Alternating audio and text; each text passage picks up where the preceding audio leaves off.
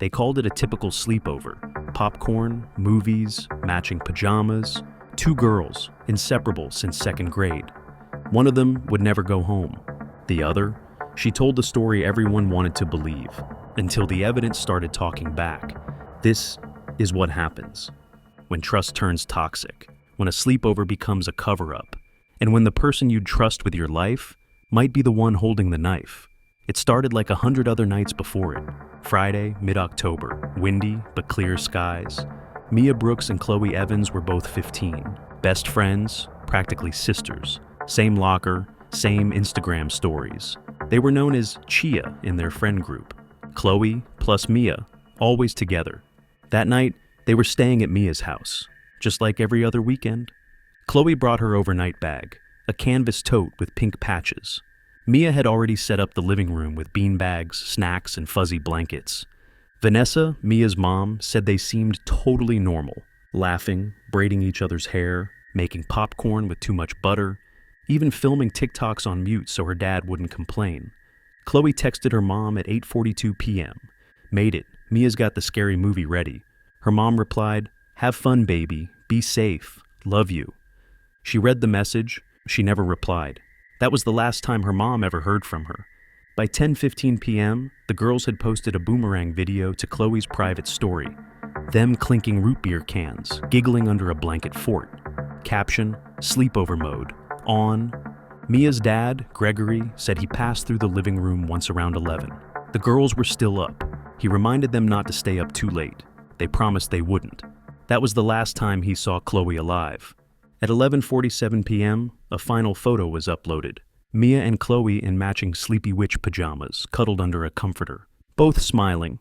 That photo would later be re-examined by forensic analysts, and what they found in the background would change everything.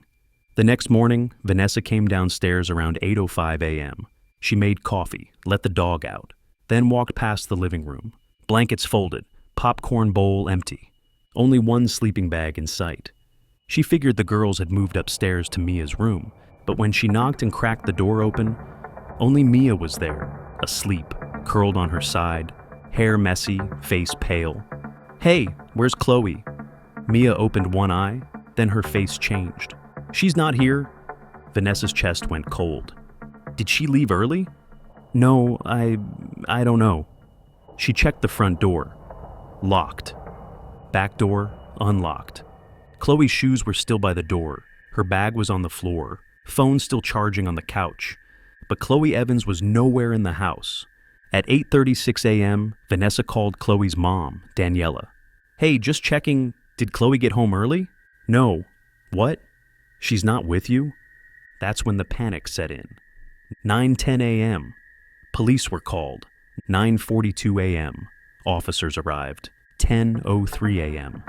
Chloe was officially declared missing. Detective River Ellison led the initial interview. He was calm, methodical, used to runaways and false alarms. But this felt different from the start. Mia sat on the couch, wrapped in a fuzzy throw blanket, hands fidgeting, eyes red, but dry. Detective Ellison. "What's the last thing you remember about Chloe?" "Mia? We watched the movie. We made TikToks. She fell asleep first, I think. Then I just woke up alone." Ellison. "Any sounds during the night?" She shook her head. "Number, I'm a heavy sleeper." "You sure you didn't hear her leave?" Number, I would have woken up. But something was off. Too calm, too rehearsed, too clean. The Brooks house had an exterior Nest camera over the garage. Detectives reviewed it. It captured the driveway, the sidewalk, even part of the side yard, from 10 p.m. to 6 a.m. No one left the house. No cars pulled in, no movement, except one clip. At 3:17 a.m., the motion sensor flicked on. A figure walked past, toward the side gate. A girl, barefoot, wearing pajamas. Blurry, but consistent with Chloe's height and hair. She never came back. Police found the side gate ajar. It led to the backyard, then to a wooded slope that backed up to a creek. At 11:32 a.m., a K-9 unit was dispatched. At 2:04 p.m., a bloodhound picked up a scent. It led them 300 feet into the woods, straight to the edge of the water. There, on the rocks, they found a piece of torn fabric, part of a Sleepy Witch pajama sleeve. Chloe's mom confirmed it matched the set. There was no blood, no drag marks, no other prints, just a single piece of fabric, and silence. Later that day, tech forensics pulled Chloe's phone back up from iCloud. Her camera roll had a strange video, time-stamped 12:47 a.m. It was filmed in selfie mode, Chloe whispering, under the blanket fort, barely lit by flashlight. "I think I saw someone outside." A beat. Then, "Mia doesn't believe me. She says I'm dreaming, but I know what I saw." Then the sound, a faint tap, like fingernails. On glass, video ends. Investigators returned to Mia, showed her the video. Her face froze. I didn't know she recorded that." "Did you see anyone outside?" She shook her head. "Was anyone else in the house?" "No." But Detective Ellison noticed something. On her wrist, thin red marks, like scratches. He asked her what happened. She looked down. "I think I scratched myself in my sleep." At school, friends were shocked. The entire town buzzed. Then Chloe's friend Jasmine came forward, said Chloe had been acting weird the week before. She told me Mia had a secret, that she wasn't who we all thought. She said she found something in Mia's room, but wouldn't tell me what. That changed everything. What did Chloe find? Why was she scared? And why would she lie awake at night, recording herself? Forensic specialists recovered deleted messages from Mia's phone. They found one thread, wiped clean at 3:41 a.m. It was a group chat. Mia, Chloe, Tyler. Tyler was Mia's ex. They broke up 3 weeks ago. The last visible message from Chloe: "Why didn't you tell me?" Then it cuts off. Police returned with a warrant. They searched Mia's room top to bottom. Under her bed, taped to the frame, a small box. Inside, a Polaroid photo, a broken bracelet, and a USB drive. The photo showed Mia and Chloe, but Chloe's eyes were scratched out. The bracelet? Chloe's. A gift from her mom. She wore it daily. And the USB? It had screenshots, dozens of them, messages, threats, from Chloe to Mia, about Tyler, about lies, about revenge. Detective Ellison holds the drive. He connects it to a forensic laptop. Files open, text screenshots, photos of Mia, late-night selfies, bloodshot eyes, audio voice memos. "You think I'll let him go? He told me it wasn't serious. If I can't have him, no one can." Files loop, Mia's face on screen, her voice. "I didn't mean to scare her." Video flashback. Cell phone footage in Chia's fort. Chloe whispering at 2:57 a.m. "There's someone upstairs." Mia intervenes, pushing phone away. "I told you it was nothing." The screen cuts. The lies unravel. The story goes dark. Ellison sits with Vanessa and Gregory. He hints at the screenshots. Vanessa gasps. She didn't know Mia had secrets. But Gregory, his jaw tightens. He never trusted Chloe. Digital forensics. Timestamps manipulated. Screen grabs edited to hide Mia's pacing. Deleted voice notes.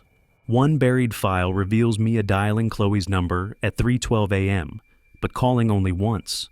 Why call? Why now?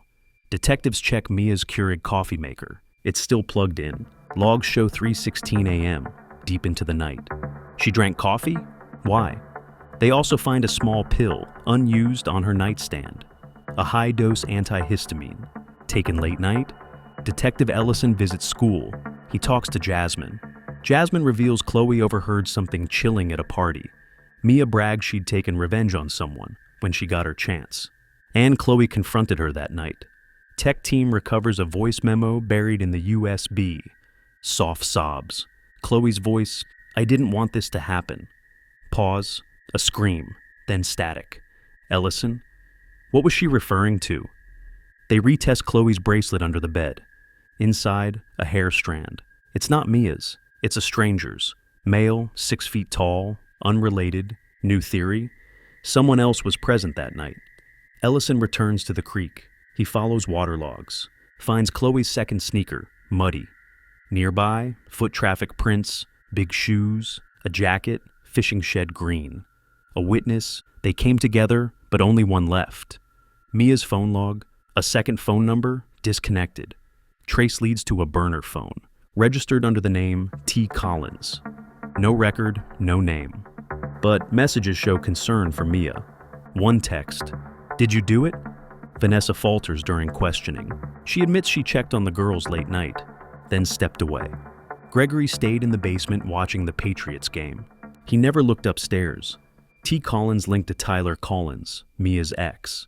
Photo match, tall, dark hair. Mia's messages weren't to Chloe. They were to Tyler. Shades of obsession, shades of danger. Detective Ellison lays it out. 1. Mia called Tyler at 3:12 a.m. 2. She drank coffee at 3:16 a.m., could stay awake. 3. Chloe recorded the flashback audio. 4. Olivia, a friend, saw Mia pacing at 3:20 a.m. 5. A male hair under the bracelet. 6. Tyler's prints on the side gate latch. Mia chokes back tears. "You don't understand. He followed us that night. Chloe made him leave me alone." Mia denies murder. She says Chloe and Tyler argued by the creek. He left. Chloe followed. She tried to drag Chloe back to the house. They struggled. She thought Chloe ran home. She fell. And she called Tyler, panicked. Tyler denies everything. He says they were alone. Chloe asked him to meet at the creek. They fought. He got scared. He left Chloe, but heard something. A scream. He says he came back by car, but the footage shows he drove away at 3:05 a.m., never returned. Forensic analysis on Tyler's car, scratch on door, blood on handle. DNA test, Chloe's. He lied. At 2:58 a.m., camera footage on Tyler's car shows Mia behind the wheel, her expression blank, and a reflection on the car hood. A third person, a silhouette, unknown. They bring Mia in interrogation room. She looks broken. Detectives ask, "Who was with you that night?" She whispers, "It wasn't me alone. Someone else was there." Mia sat in the interrogation room, back hunched, eyes distant. She'd just whispered the sentence that changed everything. "It wasn't me alone." Detectives stared. She looked up and repeated it. "There was someone else that night." Detective Ellison leaned in. "Who was there with you?" Mia's voice shook. "I didn't invite him. He came because Chloe told him to." "Who?" Mia swallowed hard. "Trevor Hales. Trevor Hales, Jr., 17, star swimmer, Chloe's ex. Also, Tyler Collins' best friend. Another layer, another twist. Another name that hadn't come up until now. Digital forensics rechecked Chloe's backup. Buried in an encrypted folder was a chat thread, deleted 20 minutes before midnight. Trevor: "So we're doing this?" Chloe: "She needs to learn." Trevor: "Won't go too far?" Chloe: "Just scare her." The final message: "Come around back." Timestamp: 2:48 a.m. K. 9 search logs from Part 2 mentioned an unknown size 12 boot print, deeper in the mud than the girl's smaller prints. Now it made sense. Trevor Hales wore size 12 cleats. Track team photo confirmed it. And he had an alibi, or so he said. Trevor was brought in, clean cut, confident. Said he hadn't seen Chloe in 2 weeks. Detective Ellison dropped the texts. Trevor stared at them. Didn't blink, didn't speak. Then said, "That wasn't me. It's your number. I lost that phone." "When?" He hesitated. "Last month. But you replied 2 days ago." Silence. "Remember the box under Mia's bed?" A second Polaroid was tucked into the lining, only now discovered. It showed the fort the night of the sleepover, the girls smiling, but in the bottom right corner, a third hand, large, masculine, reaching toward the blanket. Jasmine, Chloe's closest friend, was interviewed again. She said she was going to confront Mia with everything, Tyler, the lies, the rumors. She said Trevor might come to watch it all go down. Jasmine said Chloe didn't trust Mia anymore, said she planned to record everything, but never mentioned that Trevor would enter the house. A neighbor 2 doors down, Mrs. Edna Wakefield, finally returned from her trip. She reviewed her home security feed from that night. 3:02 a.m. A figure ran down the side of Mia's house. Tall, male, wearing a hoodie with white stripes. He stopped, looked back, then vanished into the trees. Frame by frame, Trevor, He said he was home all night, said he was gaming. Police check Wi-Fi logs. Trevor's phone disconnected at 2:41 a.m., reconnected at 3:47 a.m. when he returned home. Autopsy report on Chloe's recovered body showed defensive wounds, scratches, bruising on the wrists, a hit to the back of the head, then drowning. The water was shallow. She was unconscious when submerged. This wasn't an accident, it was an escalation. After learning what was found, Mia confessed, "I didn't want her dead. I just wanted to scare her, make her stop." Detectives asked what Chloe was supposed to stop. Mia whispered, "She was going to expose me." "Expose you for what?" A long pause. She knew I wasn't the only one messaging Tyler. I was messaging Trevor too. Turns out Mia had played both sides. She'd messaged Trevor to talk some sense into Chloe. But Trevor liked Chloe, still had feelings. He agreed to meet, but not to scare, to protect her. Then things spiraled. Chloe wanted a confrontation. Mia didn't. That night, emotions boiled. And Mia didn't stop him. A GoPro was recovered from the creek. It belonged to Trevor. Date stamped 3:09 a.m. The video showed flashes of movement. One voice, Chloe, screaming. Then Trevor yelling, "She told me you wanted this." Then, splash. Silence. When confronted with the video, Trevor folded. "I didn't mean to kill her. She slipped. She hit her head. I panicked." But forensics said otherwise. Chloe was pushed, and the final angle of the GoPro caught Trevor's hand on her shoulder. Right before she went under, Trevor Hales was arrested, charged with second-degree murder and tampering with evidence. Mia was charged with obstruction and conspiracy.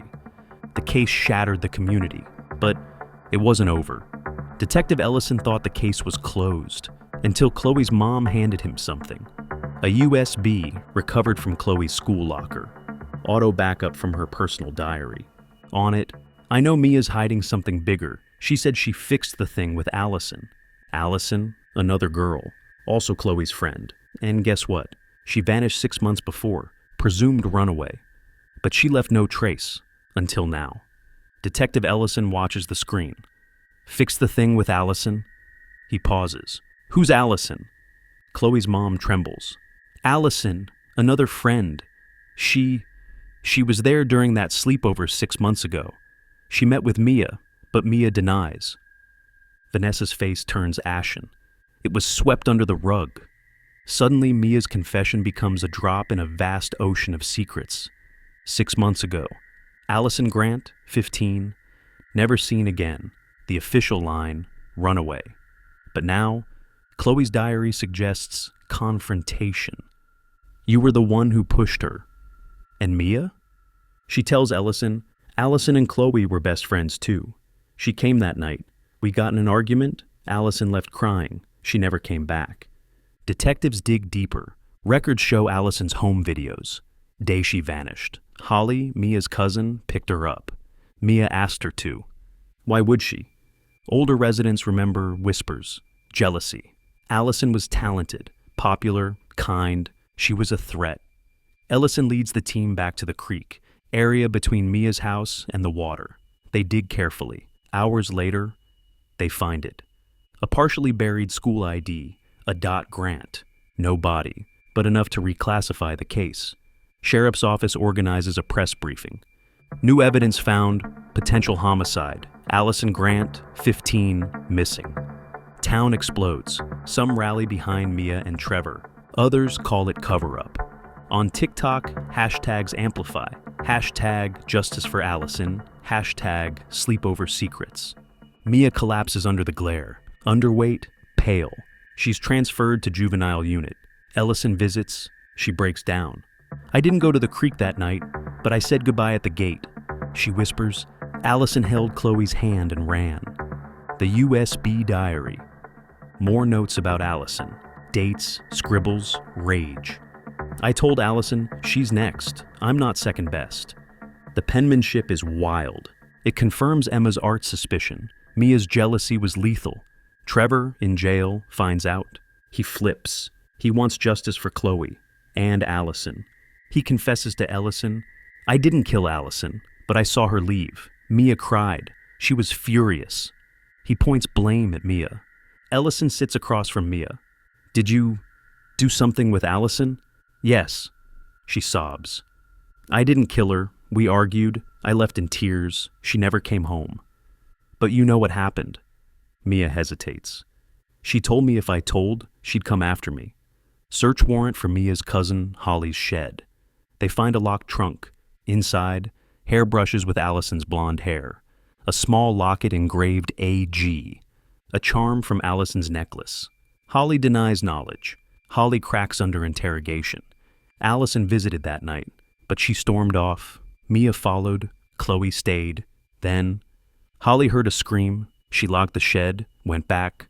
By morning, Allison was gone. She helped Mia hide the trunk. Ellison confronts Mia. You let Allison leave that night. Yes, I was mad, but I stayed away. I came back too late. If Allison didn't die, why hide the hair? I panicked. Investigators test the hair. Mia's dad, Gregory, gets results. DNA holds a mixture. Allison and someone else. Unknown male, DNA. Trevor's tested clean. They re-examined 3:02 a.m. camera footage. A second figure, taller, leaner than Trevor. Silhouette matches the sleeve of a varsity jacket, but lean, athletic.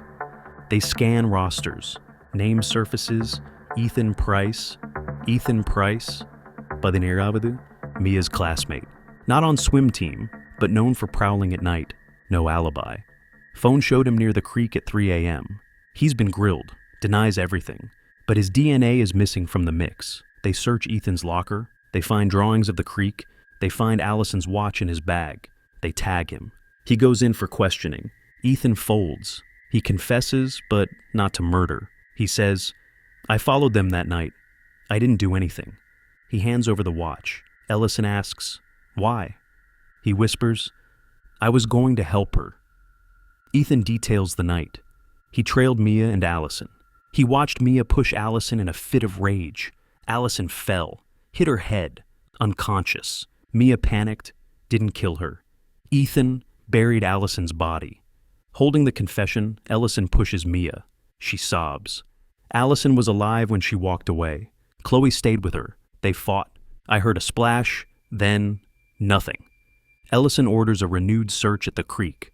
Under rocks, inside drainage, behind a fallen log. They find a body, not Allison's. Chloe's second sandal. While searching, they uncover a logbook, a journal belonging to Mia. September 5th. Allison knows too much. September 10th. I told her to be careful. October 14th. I hate her. Final entry. October 17th. Tonight she'll pay. It aligns with Chloe's diary. Ellison realizes the explosive truth. Chloe and Trevor's fight? Staged for something darker. The real target was Allison. Chloe paid with her life. Town erupts. Mia charged with first-degree murder for Allison. Second-degree for Chloe. Trevor's released pending sentencing. School mourns. 3 girls. 1 buried secret. 1 killer's twist. 1 shape-shifting truth. And 1 final question. Where was Chloe hiding when? Why did Mia say she fixed Allison? Investigators re-examine Mia's yearbook. They uncover a scribble near Chloe's photo. A tiny heart scratched out. Beneath it, 1 less. Now it matches diary threats. Chloe's English teacher shares a poem Chloe wrote just 2 days before the sleepover. Lines that trust is a fragile blade. 1 wrong cut, someone bleeds. Detectives now see Chloe had warned them all. During interrogation, Mia falls apart. She reveals she told Allison what Chloe said about her. That splintered friendships. That set the confrontation. Ellison, what did you tell? What did she say? Mia sobs. Chloe said Allison knew about Tyler, and Chloe told him, and Mia wanted, she wasn't thinking. Police search Mia's locker at school. They find hidden pocket notebooks, entries over months, pressure to keep secrets, fear of losing friend status, plans to confront Allison in private, not deleted, not hidden well. Ethan agrees to testify. He reveals he followed the group that night. He heard Mia tearfully telling Allison she was next. He came back to bury Allison out of guilt. Chloe disappeared while helping Mia hide evidence. He almost left. He went back for Mia. He wanted to help, but the fear shattered everything. Police return to the creek. Mid-shift, they uncover a burlap bag. Inside, Allison's necklace. Accident, misdirection, but no body. Once again, gone. Social media erupts. Victim families demand justice. Parents call for stronger school oversight. News outlets run headlines. Sleepover horror, 1 dies, 2 vanish. Mia's family receives threats. Vanessa in tears, Gregory trembling. In his cell, Trevor receives a letter. An apology from Mia, blaming him. He flips. He confesses to helping Mia cover up Chloe's death, not Allison's, but even he didn't know what Mia did to Allison. The burlap bag was empty, but samples inside it, hair, fibers, DNA matches both Allison and a new male, genetically confirmed to be Gregory Brooks, Mia's dad. Ellison confronts Gregory. He finally confesses, on the night Allison vanished. He followed Mia into the woods. He found Allison. They argued. He pushed her in panic. She hit her head. He buried her. Mia and Allison had fought earlier. Gregory hid the body in fear. Now, there's one more confession to weigh. Gregory's arrest, involuntary manslaughter, Allison. Accessory to second degree for Chloe. Mia becomes the center of the emotional gravity. Father and daughter implicated in 2 deaths. Headlines scream, sleepover tragedy turns into family nightmare. Live news interviews, community fundraising for victims, high school divided, teen streaming footage. Ellison remains resolute. They've uncovered enough, but justice is just beginning. Investigators find an old phone under Mia's bed. Voice memo. Her father, Gregory's voice, late evening before Allison's vanishing. We can fix this, Mia, but we must bury it. Buried stays buried. It's chilling. Father and daughter collusion. Premeditated cover-up. They revisit the creek after heavy rain. Something emerges from mud. A phone, Chloe's, waterlogged but functional. Video app still open. 60 seconds recorded at the end of the night. Mia's reflection, Mia's tears, then Gregory's silhouette. Activists speak out. Justice for Chloe, Allison. They demand accountability. School board under scrutiny. The mayor calls for an independent investigation. Under mounting evidence, Mia meets with her attorney. She decides to plead no contest to manslaughter, but wants to speak, apologize. Board organizes a tribute assembly. Chloe's and Allison's siblings speak, anguished, raw. My sister trusted her friend. My friend begged me to help her. The auditorium echoes with grief. Courtroom dramas. Mia pleads to manslaughter for Allison, conspiracy and obstruction for Chloe. Gregory also pleads no contest to his charges. Trevor sentenced for second-degree murder for Chloe. Ethan testifies, gets leniency. Sentences handed down. Mia, 25 years. Gregory, 10 years. Trevor, 30 years. It seems done. But Ellison isn't convinced. He reviews the final video again. During Greg and Mia's confrontation in the creek flashback, they spoke of someone else. On the recording, you can faintly hear it. He told us it was buried. He said, him, Dad. Ellison digs deeper. The murder investigation record hints at another confession. All evidence so far pointed to Mia/Gregory. But Chloe's final video suggests another name, choked out in tears. Ellison revisits audio. He enhances the whisper. It sounds like Tom. But no Tom in records, but a Tom Carter, janitor at the school, considered harmless. But he worked late shifts that night. They call in Carter. He claims he saw Mia and Greg near the creek, but also Chloe. He says he heard a male voice, distinctly deep. Could be Greg, but it wasn't. Samples from the burlap bag retested. 3 DNA strands, Allison, Gregory, a third unknown. Carter's cheek swab, matched. He lied. Carter cracks. He confesses. He saw Chloe collapse. He buried Allison. He covered tracks and dared Greg to do the same. He paced around the trunk when Chloe came. He paralyzed. He threw a stone. He drowned her. He disappeared. His guilt, hidden for months. In a sealed transcript, Carter's voice quivers. I thought I was doing the right thing. Community reeling. They thought it was Mia and Greg. But an outsider. A silent guardian turned destroyer. Gregory allowed to visit Mia in prison. He breaks down, We both failed them. Mia sobs. I buried my best friend's body. Carter stands trial for Chloe's murder. The community returns for justice, for forgiveness. But some never find it. Some forgive. Some live with grief. Chloeville forever changed. Detective Ellison speaks in closed circuit. Trust shattered, secrets buried, but justice demands the truth, no matter how dark. 2 judges, 1 confession left unanswered. Who recorded the very first video that night? Was there another camera hidden in the house? Chloe found it. She recorded it. What did she see at 3:05 a.m.? And what else is still hidden, waiting to be found? Subscribe to this channel for more crime reveals like this one.